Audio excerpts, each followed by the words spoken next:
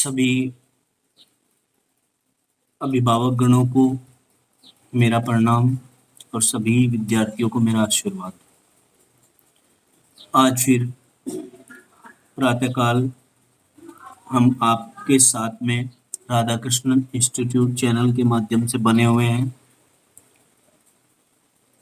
आज हम कक्षा एकादश के विद्यार्थियों को पढ़ाने जा रहे हैं रसायन विज्ञान का दैनिक जीवन में महत्व। पिछली बार हमने उसके एक दो पॉइंट पढ़ लिए थे, अब हम आगे के पॉइंट पढ़ने जा रहे हैं।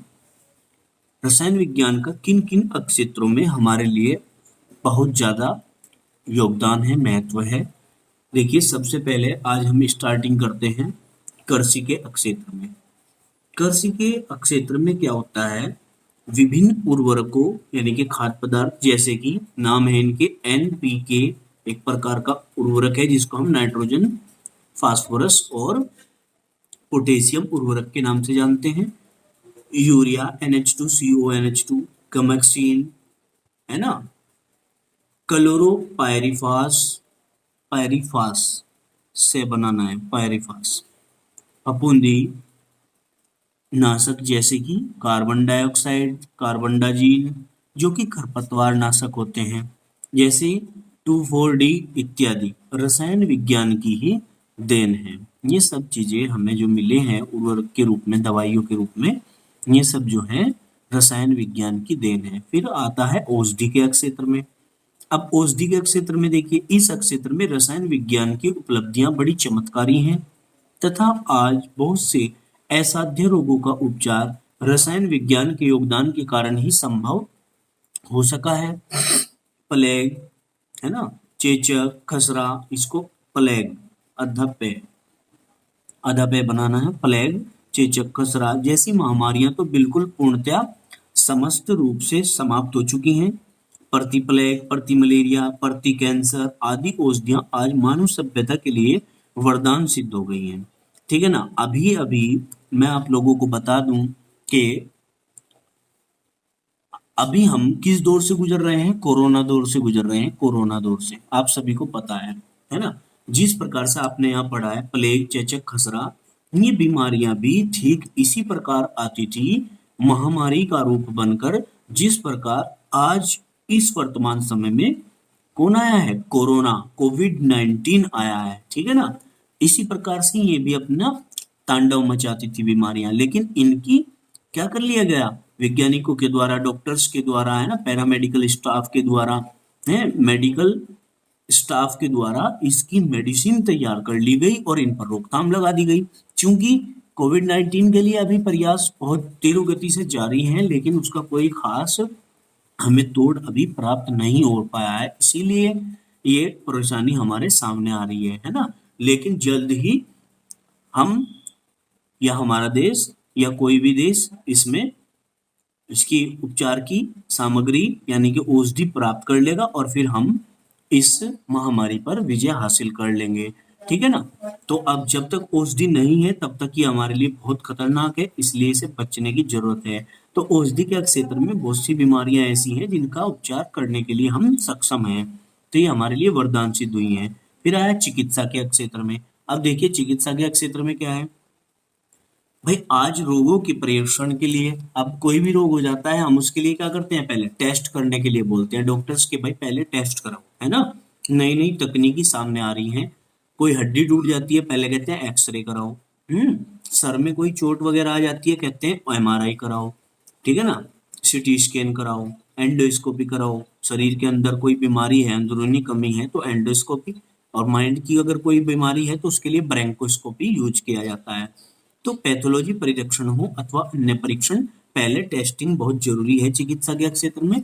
और ये आपको दिखाया गया यहाँ एक्सरे किस चीज के लिए यूज हो रहा है, CT scan, MRI, PET scan, endoscopy, bronchoscopy, है ना।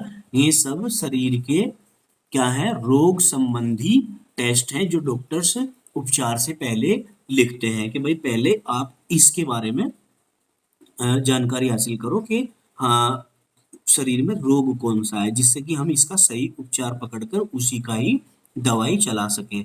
अब देखिए दैनिक जीवन की उपयोग की वस्तुओं के निर्माण में, दैनिक जीवन की उपयोग की वस्तुओं के निर्माण में कैसे भाई, क्या कहा, आज बहुलक हैं जो, बहुलक जैसे पॉलिथीन, है ना, एकलक एकलक जब बहुत सारी संख्या में आपस में मिल जाते हैं तो बहुलक का निर्माण होता है, ठीक है ना।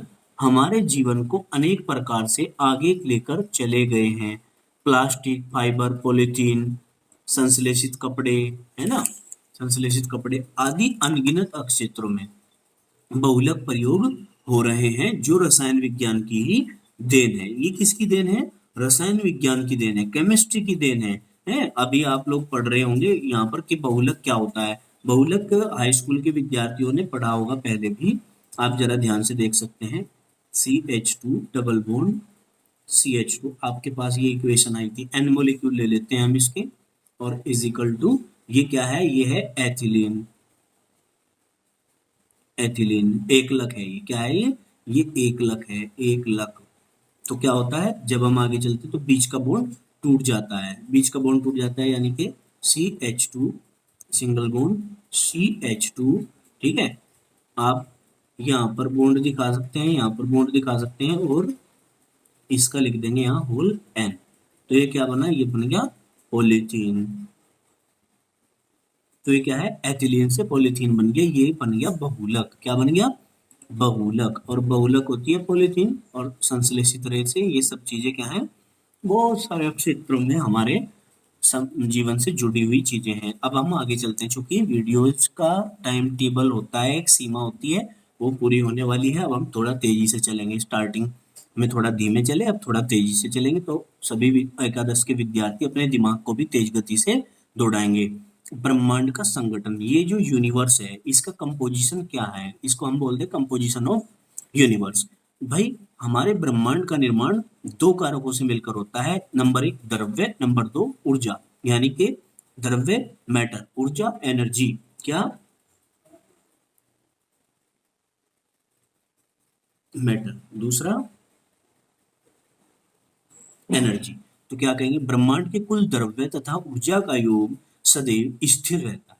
जो इस संसार के अंदर द्रव्य है और ऊर्जा है, उसका जो योग है वो सदैव क्या रहता है, स्थिर रहता है। तो हम क्या कहेंगे, total quantity of matter and energy of the universe is the constant. क्या कहेंगे, total quantity of matter and energy of the universe is the constant. समझ में आ गई होगी बात। अब आगे चलते हैं क्या कहा, ऊर्जा। ऊर्जा में क्या है, ऊर्जा प्रत्येक वह कारक जो कार्य करने की अक्षमता प्रदान करता है ऊर्जा कहलाती है। मतलब energy is the capacity to do the work. Energy वो कैपेसिटी है जो कार्य करने के लिए यूज की जाती है। किसी रासायनिक परिवर्तन में ऊर्जा संरक्षित रहती है। कोई भी रासायनिक परिवर्तन यदि हम कर लेते हैं तो एनर्जी सेम रहेगी। अर्थात ये नियम है ऊर्जा के अविनाशिता का। क्या सभी को पता भी है कि ऊर्जा को न तो उत्पन्न किया जा सकता है न ही नष्ट किया जा सकता है, बल्कि ऊर्जा को एक रूप से दूसरे रूप में बदला जा सकता है, ठीक है ना। यानी कि energy nor created and not destroy, it changes one form to another form, ठीक है। ये है, यही ऊर्जा के अविनाशिता का नियम भी कहा जाता है। द्रव्य तथा ऊर्जा में परस्पर संबंध आइंस्टीन के समीकरण क्या E बराबर mc² से बता सकते हैं। ये समीकरण आइंस्टीन ने दिया था, ठीक है ना। आइंस्टीन ने जब ये समीकरण दिया था उसको भी नहीं पता था कि ये इतना बड़ा समीकरण के रूप में हमारे सामने आएगा, कि इसी पर ही परमाणु सिद्धांत काम करेगा। परमाणु का जो सिद्धांत होता है वो भी इसी के ऊपर निर्भर करता है, E बराबर mc² के। E एनर्जी, m द्रव्यमान, c प्रकाश का वेग, ठीक है ना। अब आगे चलते हैं, द्रव्य। द्रव्य क्या होता है, द्रव्य को समझिए, वह सभी कुछ जो स्थान घेरता है, जिसमें द्रव्यमान होता है, द्रव्य कहलाता है। मतलब जो स्थान घेरता है और जिसमें द्रव्यमान होता है, ठीक। मतलब matter is anything having mass and occupy space, और डबल सी यूज करेंगे यहाँ, ठीक है ना। Matter is anything that having mass and occupy space, मतलब जिसमें स्पेस होता है और जो मास रखता है, द्रव्यमान रखता है, ठीक है ना। इसको हम क्या कहते हैं, इसी को हम क्या कहते हैं, द्रव्य कहते हैं। अब देखिए ब्रह्मांड में द्रव्य की 3 भौतिक अवस्थाएं ज्ञात हैं। कौन कौन सी हैं, ठोस द्रव गैस। अब हम ठोस द्रव गैस को पढ़ेंगे, सॉलिड लिक्विड एंड गैस, इसको पढ़ेंगे। ठीक है, आज यहीं तक रहने देते हैं, बाकी